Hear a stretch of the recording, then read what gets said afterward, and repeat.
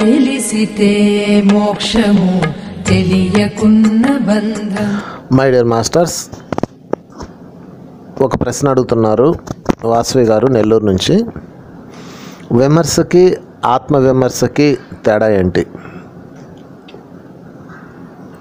విమర్శ అంటే మనం ఇంకొకరికి చేసేది, అంటే మన నోట్లోంచి బయటకు వచ్చే మాట విమర్శ అంటే.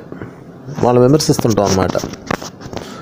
ఆత్మవిమర్శ అంటే నోరు మూసుకొని చేసేది, అంటే మనల్ని మనం పరిశీలించుకునేది. నేను ఎలా ఉన్నాను, నేను కరెక్ట్గా ఉన్నాను లేదా, నేను ఎందుకు వాళ్ళ పట్ల ఎలా ఉన్నాను, నేను ఎందుకు ఇంత కోపంతో ఉన్నాను, నేను ఎందుకు ఇంత ఆవేశంతో ఉన్నాను అని ఎవరికి వాళ్ళు తమను తాము మార్చుకోవడానికి అవసరమైంది. దాని పేరు ఆత్మవిమర్శ.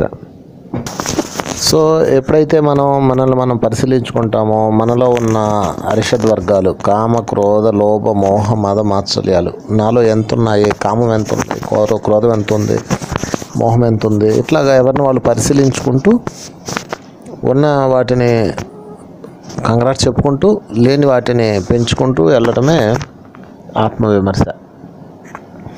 విమర్శ మీ జీవితాన్ని నాశనం చేస్తుంది, ఆత్మవిమర్శ మీ జీవితాన్ని ఉన్నతంగా తీర్చిదిద్దుతుంది.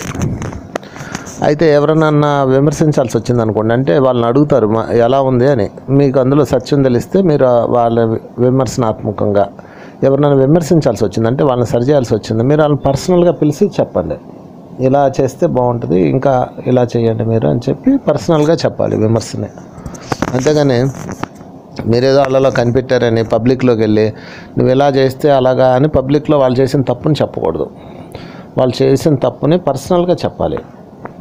సో అది విమర్శ. ఆ విమర్శ అందంగా ఉండాలి. ఏదో వాళ్ళు ఏదో తప్పు చేసినట్టు వాళ్ళ పేక పట్టుకున్నట్టు కాకుండా సున్నితంగా ఉండాలి, మనోహరంగా ఉండాలి. విమర్శ అనేది ఎలా చేస్తే బాగుంటుంది బంగారు అని మీరు వాళ్ళకి చెప్పగలగాలి. అది విమర్శ. విమర్శ ఎప్పుడు అలా ఉంటే బాగుంటుంది. ఇక రెండోది ఆత్మవిమర్శ. చాలా కఠినంగా ఉండాలి. విమర్శ అన్నది తేనెలాగా ఉండాలి, ఆత్మవిమర్శ అనేది కఠినంగా ఉండాలి. మిమ్మల్ని మీరు కఠినంగా చెక్ చేసుకోవాలి, అప్పుడు మీలో ఉన్నతత్వం వస్తుంది. ఇది విమర్శకి ఆత్మవిమర్శకి తేడా. దయచేసి విమర్శలు ఆపేసి, ఎందుకంటే ఇప్పుడు మీ విమర్శలు తీసుకోవడానికి ఎవడో సిద్ధంగా లేడు, ఎవరికి మీ విమర్శలు అవసరం లేదు. మీ ఆత్మవిమర్శ ద్వారా మీరు ఎదగండి. Thank you very much.